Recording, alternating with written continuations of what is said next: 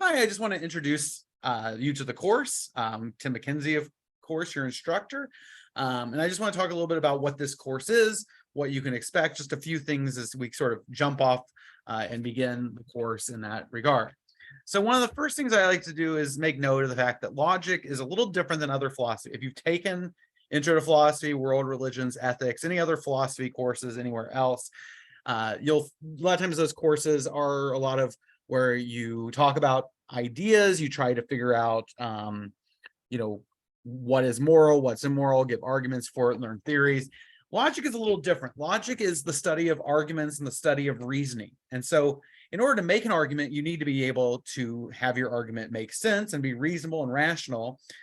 And so logic is purely the study of it. And when you begin to study reason in itself, it becomes very skills based. It becomes very technical very quickly. And so you're not going to just talk about what is logic and what is reason. You're going to actually learn practical ways to assess arguments through categorical logic, Venn diagramming, truth tables, and propositional natural deduction, other methods. You're going to learn about fallacies. You're going to learn to tell what types of arguments are, what kind of proof they want to make, those types of things. And so it can be very skills based and very much where you need to practice a little bit every day. And so what I always want to do is encourage you to take the time to set aside some time every day to practice on logic. Now, before I get too far along and people shut off the video, because I've become too boring, I do want to mention that the college does have tutors. There's the Center for Academic Success. It's below the library in the college. You can also look it up under Center for Academic Success. It's also linked in a few places in the course. There's a tutors link. It's linked under there.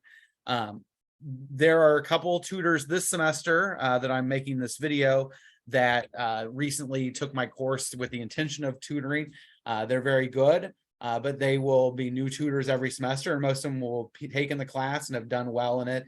And so I want to encourage you, if you are struggling or you're just a little uncertain of yourself, go down there. They will help you through problems, they'll help you through the work, and they can kind of give you some pointers. And a lot of times what happens with logic is you just need somebody. A lot of times people who are doing pretty well, it's just little things and they keep getting them wrong. And if somebody's standing there next to them and they go, no, you did this wrong, you quickly realize why you're doing it wrong, and it all clicks really quickly.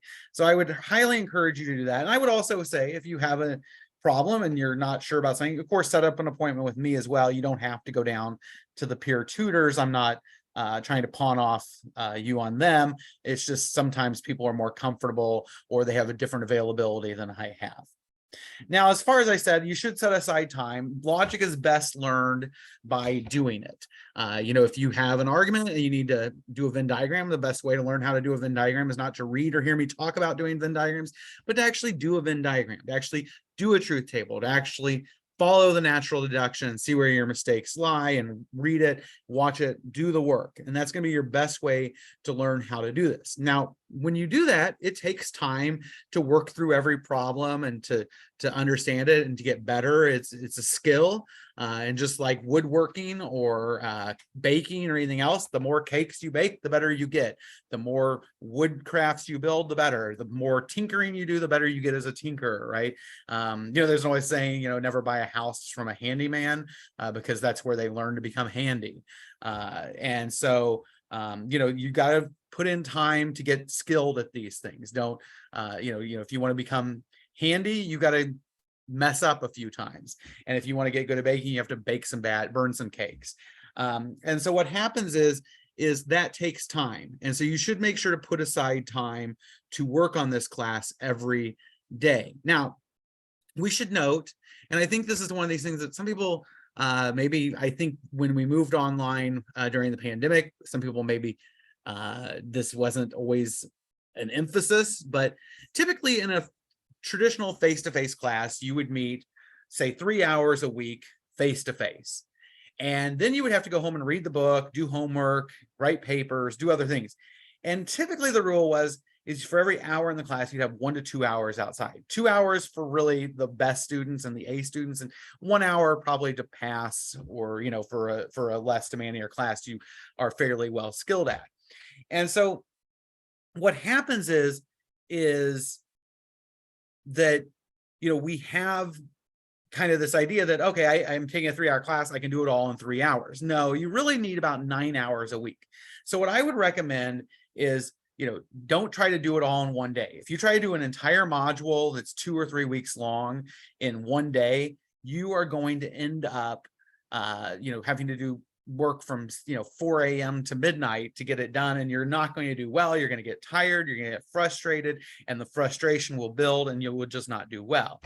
And so what happens is, I would recommend you set aside an hour or two every day during the week, and you set aside 2 or 3 days, a block of a couple, 2-3 hours, and that way you can work a little bit. The other thing is it's like pouring stuff into a funnel. If you pour it too quickly, it spills over. And if you've poured it at the right pace, you let it settle, it will, you know, it will go down and it will work very well. And I think the same thing's true with learning, with logic, is if you try to do too much, you're going to get frustrated, you're going to get annoyed, and you're going to not do well. Work on it. If you begin to get frustrated, take a break and set aside these times. And one of the things I always tell people is set aside times. You know, it's easy to forget about this class because it's online. It's easy for me to forget about this class because it's online. And so what happens is, you have to set aside time every day to work on it, to say, this is my time for this. This isn't the time for other things. And I need to treat it as if I was going to class. I can't have my friend say, hey, you want to go get coffee? And you say, no, I have class at 10. You know, okay, do the same thing with this. Say, somebody says, hey, you want to go do this? Say, no, I got to work on my class at 10. That's when I do it. And that would be my encouragement for you to do. Now, in other matters, you should have access to the syllabus. The syllabus is available. I would recommend you print it out. It has your schedule week by week. I would also recommend you print out, there's a checklist and learning outcomes for each module. And I would recommend you print out that. The syllabus, basically what you'll find in the schedule is this first module is about a week, and all the modules have a weekly goal, which is on a Monday, with the exception of the Monday is a holiday, or we don't have school, or there's something else, but all of them will be on a Monday. And then the final will be, usually I give you a couple extra days for the final, because there's no reason you should have it done on the first day of finals week. You may have other finals you have to do that day.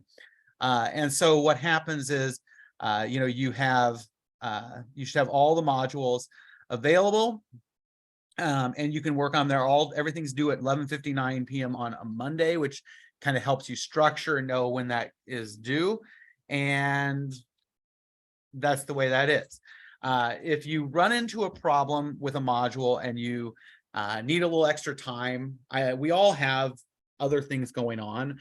I assume most of you take online courses because maybe you have a job, maybe you have children, maybe you just have health or family issues that are making it hard for you to come to class every day at the same time, or make it difficult for you to structure everything. And so that's fine. And sometimes, you know, you all of a sudden get called to work late, or you have somebody get sick, or other things, and we all have life. If that happens, just send me an email. I'm more than happy to give you a slight extension, or a couple of days. I'm always willing to work with people. Now, if this becomes a habit and you do this every single week, then we're going to have a problem. But if you're just doing it once in a while, you know, I'm willing to work with you. But by and large, my rules are, you know, has to be reasonable, has to not happen all the time, and just ask before the deadline. That's my other thing. If you email me like 2 days later, hey, I forgot, you know, well, you forgot. I mean, I will maybe let you I usually don't let you make up discussion boards, because my argument is they're discussions. You can't discuss by yourself. Although I realize people do that. You know, they just post and then just kind of glance at other people's stuff and make a comment and never respond. I'm not, but by and large, you know, I expect, you know, if you have a problem, to do that. On other issues, office hours. So I'm available in my office. It's on the syllabus. I won't give those times, but I am usually there beyond those times. It's just there are certain days that I know I'll be in my office, and those are listed. And then if you need to meet beyond that, just let me know. There's a couple days on campus just because I don't have to be, but if you need to meet, and that's your only day to be here. I mean, I live just a few minutes from campus. It's not a problem for me to pop over. It's just sometimes I stay home and sometimes I go, and sometimes you'll find me in there even on days I'm not supposed to be. So don't take those as the only times, but if those are there, if you need to meet, let me know. If you want to meet via Zoom, that's fine. We don't have to meet in person. Usually we can do most of the stuff for this course online. With the exception of maybe there's like a tool I have to help me show you how to do stuff, a notepad thing, and that's in my office. So it's always best to kind of give me a little bit of a heads up, that way I make sure I have that with me. And finally, I want to talk just about the extra credit in the class. As far as it goes, the class that you have these Apply assignments, they're on MindTap.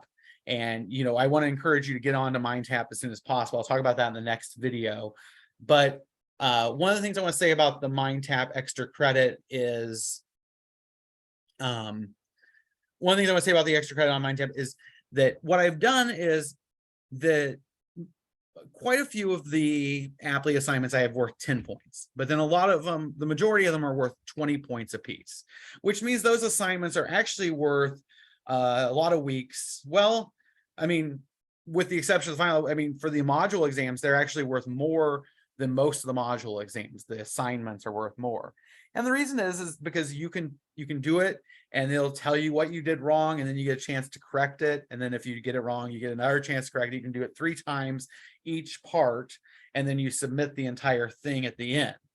And so you should be able to get a perfect score if you take your time, or you at least do fairly well. And so that's a good chance for you to get points. And if you're not spending the time and doing those are time consuming. But if you don't do them well, then you're not going to get the extra credit, or you're not going to get the full credit. But if you do all of those, I have those worth 410 points, but I only count them as 360 points towards the total points for the class, which means 50 points are extra credit. Now, which 50 points? Any of the 50 points. If you want to skip one of them and it's worth 20 points, then you've lost out. Then you've lost out on 20 points that were possible that could have been extra credit. So if you don't do perfect, or you rush, I didn't do well on this one, can I redo it? No, I mean, that's not really the way that works. Spend the time, do it right the first time, do it well, you get 3 chances. But there is 50 points. That's a lot of extra credit on that. That's like 15% extra credit if you do all those. So I wanted to kind of mention that as one of the things. And the reason I do that is twofold. I want most of your learning is going to come from doing those assignments and taking your time and reading what they say and working through those. And so that's where I want to put the emphasis for points, as well as the opportunity for extra credit. If you have any questions, don't hesitate to reach out. I'm going to give you a little tour showing you the class, and that's about it. All right, thanks. Bye.